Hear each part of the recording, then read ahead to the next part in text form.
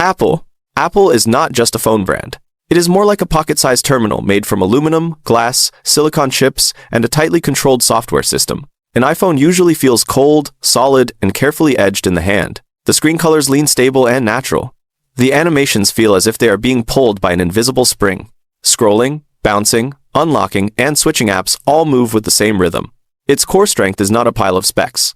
It is the integration of hardware and software. The A-series chip, iOS, image processing, Face ID, the App Store, and iCloud all sit inside one controlled ecosystem. What the user buys is not just a phone. It is an organized digital lifestyle. In modern life, the iPhone is the default gateway for social media, payments, photography, work, and entertainment.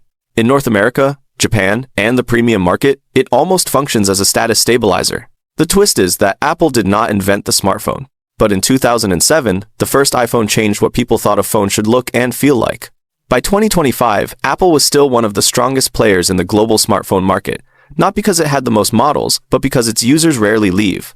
Samsung. Samsung phones feel like industrial samples that can fold, glow, and calculate at the same time. Their screens are usually bright, saturated, and extremely sharp, like AMOLED glass tuned for a luxury store display.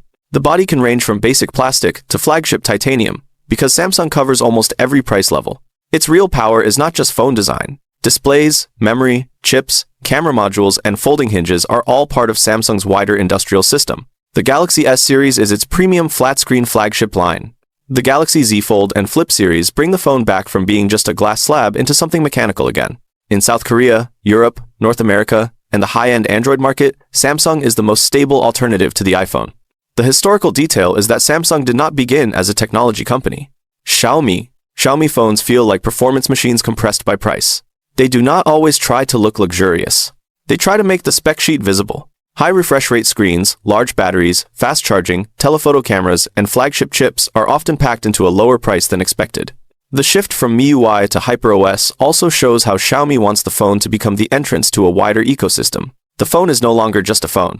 It becomes the remote control for TVs, smartbands, robot vacuums, tablets, cars, and smart home devices. Huawei phones feel like glass machines carved by communication engineers. Signal strength, antenna design, imaging, satellite communication, and system security often matter more than pure entertainment value. The major historical reversal came after US restrictions disrupted its access to Android services and advanced chip production. After the Mate 60 series, Huawei returned to the center of the high-end phone conversation. Its story is no longer just about selling devices.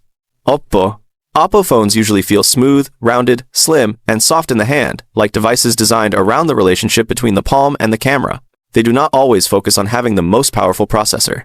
The Reno series feels like a social photography machine. The Find series carries the brand's highest-end technology. The A series covers the mass market. Oppo's classic setting is not an online spec forum. Oppo built much of its presence through offline channels, letting users touch the device, test the beauty filters, and feel the design before buying. The unexpected part is that many people remember Oppo not because of a processor, but because of one advertising line: charge for 5 minutes, talk for 2 hours. Fast charging stopped being an engineering number and became a solution to daily battery anxiety. Vivo phones feel like pocket imaging devices tuned with soft light.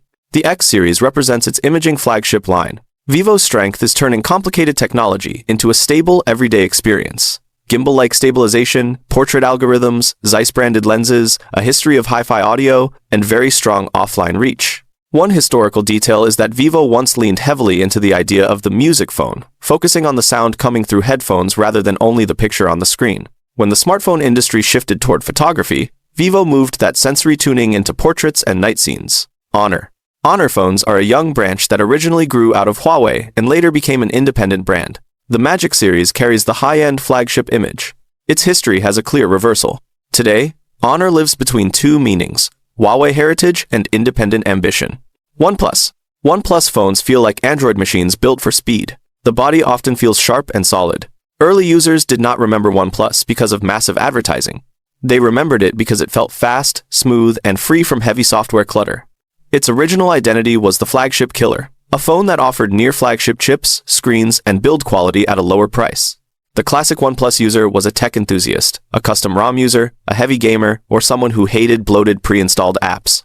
Later, OnePlus became more deeply integrated with Oppo, sharing supply chain, imaging, and software resources. The name OnePlus sounds simple and almost mathematical. Its history has an interesting split. Google Pixel. Pixel phones feel like Google's algorithms packed into glass and metal. The hardware is not always the most extreme, but the camera often feels as if an invisible darkroom is working inside the device. Night scenes are lifted, skin tones are balanced, motion blur is corrected. Speech can be transcribed in real time. Pixel's real core is not the camera hardware alone. Its strongest markets include the United States, Japan, and parts of Europe. The name Pixel comes from the smallest unit of a digital image, and that name reveals the whole brand DNA. The irony is that Google controls Android, but it has never been the biggest Android phone maker. Motorola. Motorola phones carry the mechanical memory of an old radio company. The Razr Foldable feels like a future object revived from the flip phone era of the 2000s. The Moto G series stands for stable, affordable, durable Android devices. Motorola's cultural roots are unusually deep. Today's Motorola is no longer the giant on the throne, but it still carries some of the oldest bones in the industry. Sony Xperia. Xperia phones feel like cameras and professional monitors shrunk into smartphone form. The bodies are often narrow, squared off, and slightly technical. Xperia does not always try to please the mainstream.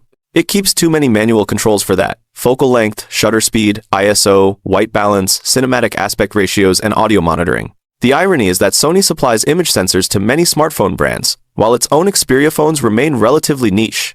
Transsion. Transsion is not just one phone brand. It is a group of brands built for emerging markets: Tecno, Infinix, and itel. These phones do not usually win by having the strongest chip. They win with large batteries, dual SIM support, strong selfie features, durable bodies, local languages, low repair costs, and wide retail coverage. Transsion's most important geographic base is Africa, before expanding further into South Asia, the Middle East, and Latin America. The surprising part is that many global consumers have never heard of it, yet it has long ranked among the world's largest smartphone groups by shipments. Its success shows that the smartphone world is not only shaped by flagships. Nothing phones look like electronic objects that deliberately show their backs to the viewer. Under the glass, instead of a traditional logo, there are lines, screws, light strips, and design elements that resemble a circuit diagram. The glyph lights turn notifications, calls, charging, and timers into blinking signals on the back of the phone. Nothing's core is not maximum shipment volume. In an era when smartphones increasingly look like black glass rectangles, nothing tries to make the back of a phone recognizable again.